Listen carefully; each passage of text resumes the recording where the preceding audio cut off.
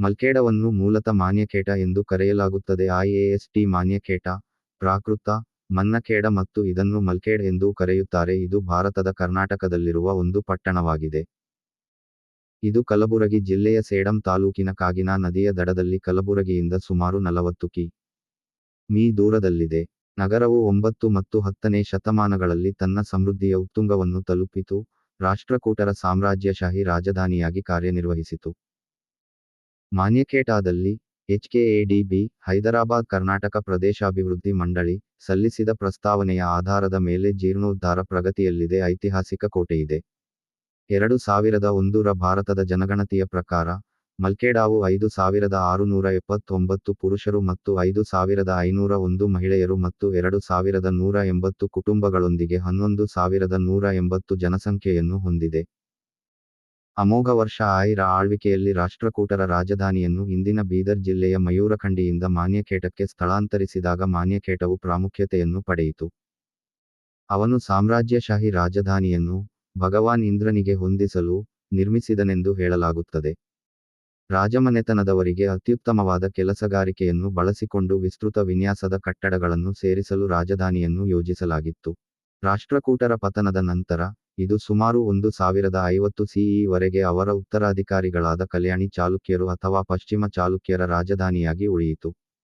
ಧನಪಾಲನ ಪಯ್ಯಲಚ್ಚಿಯ ಪ್ರಕಾರ, CE 972ರಿಂದ 73ರಲ್ಲಿ ಪರಮಾರ ರಾಜ ಹರ್ಷ ಸಿಯಾಕ ಅವರು ಆ ಕೆಲಸವನ್ನು ಪೂರ್ಣಗೊಳಿಸಿದ ವರ್ಷದಲ್ಲಿ ನಗರವನ್ನು ವಜಾಗೊಳಿಸಿದರು.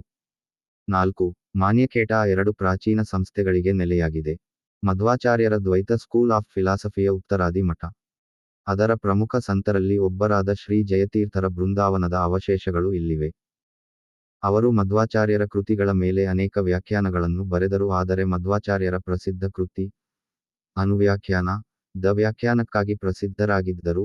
ಇದು ಸ್ವತಃ ಬ್ರಹ್ಮಸೂತ್ರಗಳ ವ್ಯಾಖ್ಯಾನವಾಗಿದೆ. ನ್ಯಾಯಸುಧಾ ಎಂಬ ಈ ಭಾಷ್ಯಕ್ಕೆ ಅವರು ಟೀಕಾಚಾರ್ಯರೆಂದೇ ಪ್ರಸಿದ್ಧರು. 5. ಜೈನ ಭಟ್ಟಾರಕ ಮಠ.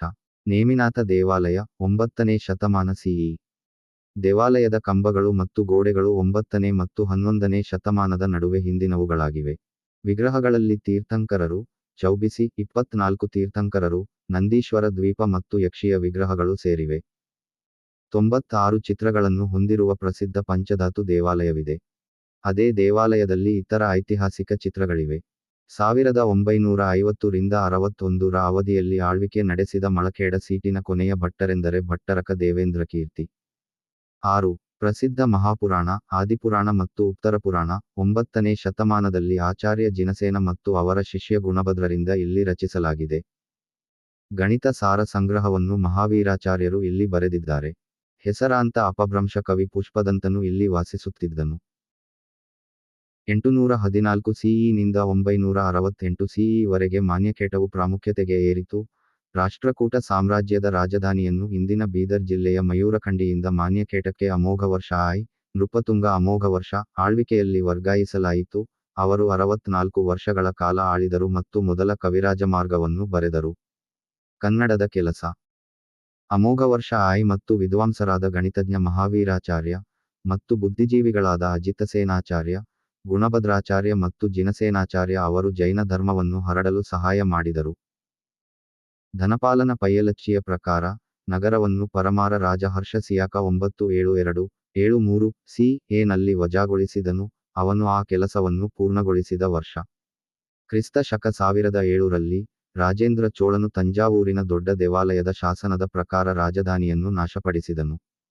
ರಾಷ್ಟ್ರಕೂಟರ ಪತನದ ನಂತರ, ಇದು ಸುಮಾರು 1050 CE ವರೆಗೆ ಅವರ ಉತ್ತರಾಧಿಕಾರಿಗಳಾದ ಕಲ್ಯಾಣಿ ಚಾಲುಕ್ಯರು ಅಥವಾ ಪಶ್ಚಿಮ ಚಾಲುಕ್ಯರ ರಾಜಧಾನಿಯಾಗಿ ಉಳಿಯಿತು.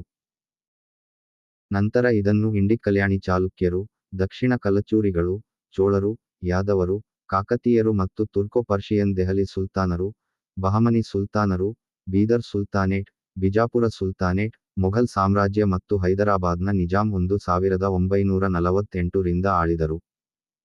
ಮಳಖೇಡವು ಆದಿತ್ಯ ಬಿರ್ಲಾ ಗ್ರೂಪ್ನ ಒಡೆತನದ ರಾಜಶ್ರೀ ಸಿಮೆಂಟ್ಸ್ ಹೆಸರಿನ ದೊಡ್ಡ ಸಿಮೆಂಟ್ ಕಾರ್ಖಾನೆಗಳಿಗೆ ನೆಲೆಯಾಗಿದೆ. ಗ್ರಾಮವು ಈಗ ಆಹಾರ ಧಾನ್ಯಗಳು, ಹೈನುಗಾರಿಕೆ ಮತ್ತು ಜಾನುವಾರು ವ್ಯಾಪಾರದ ವ್ಯಾಪಾರ ಕೇಂದ್ರವಾಗಿ ಅಭಿವೃದ್ಧಿ ಹೊಂದುತ್ತಿದೆ. ಮಳಖೇಡವು ಇಡೀ ಪ್ರದೇಶದ ಅತಿದೊಡ್ಡ ಜಾನುವಾರು ವ್ಯಾಪಾರ ಕೇಂದ್ರವನ್ನು ಪಡೆದುಕೊಂಡಿದೆ. ಇಲ್ಲಿ ಬೆಳೆಯುವ ಮುಖ್ಯ ಬೆಳೆಗಳು ಹೆಚ್ಚಾಗಿ ಮಳೆಯಾಶ್ರಿತ ಬೆಳೆಗಳು, ವಿವಿಧ ರೀತಿಯ ದ್ವಿದಳ ಧಾನ್ಯಗಳು, ಪಾರಿವಾಳ, ಹಸಿರು ಬೇಳೆ, ಕಾಳುಗಳು. ನೀರು ಯಥೇಚ್ಛವಾಗಿದ್ದರೂ ಕೃಷಿಗೆ ಬಳಕೆಯಾಗುವುದು ಅಪರೂಪ. ಇಲ್ಲಿ ಮೊಳಕೆಯಡದ ಕಲ್ಲುಗಳು ಮೂಲತಃ ಕಲ್ಲಿನ ಕಲ್ಲು ಮತ್ತು ಛಾವಣಿಗಳ ಚಪ್ಪರವನ್ನು ಚದರ ಕಲ್ಲುಗಳಿಂದ ಮಾಡಲಾಗುತ್ತದೆ. ಇವುಗಳನ್ನು ಓರೆಯಾದ ರೀತಿಯಲ್ಲಿ ಇರಿಸಲಾಗುತ್ತದೆ, ಇದರಿಂದ ಮಳೆ ನೀರು ಸುಲಭವಾಗಿ ಹರಿದು ಹೋಗುತ್ತದೆ. ಮಲ್ಖೇಡವು ರಸ್ತೆ ಮತ್ತು ರೈಲಿನ ಮೂಲಕ ಉತ್ತಮ ಸಂಪರ್ಕವನ್ನು ಹೊಂದಿದೆ. ಮಳಖೇಡವು ರಾಜ್ಯ ಹೆದ್ದಾರಿ 10 ರಲ್ಲಿದೆ. ಮಲ್ಖೇಡವು ಜಿಲ್ಲಾ ಕೇಂದ್ರ ಕಲಬುರಗಿ ಜಿಲ್ಲೆಗೆ ಆಗ್ನೇಯಕ್ಕೆ 40 ಕಿಮಿ ಮತ್ತು ತಾಲೂಕು ಕೇಂದ್ರ ಕಚೇರಿ ಸೇಡಂಗೆ ಪಶ್ಚಿಮಕ್ಕೆ 12 ಕಿಮಿ ದೂರದಲ್ಲಿದೆ. ಮಲ್ಖೈದ್ ರಸ್ತೆ ಗ್ರಾಮದ ಬಳಿ ರೈಲು ನಿಲ್ದಾಣವೂ ಇದೆ.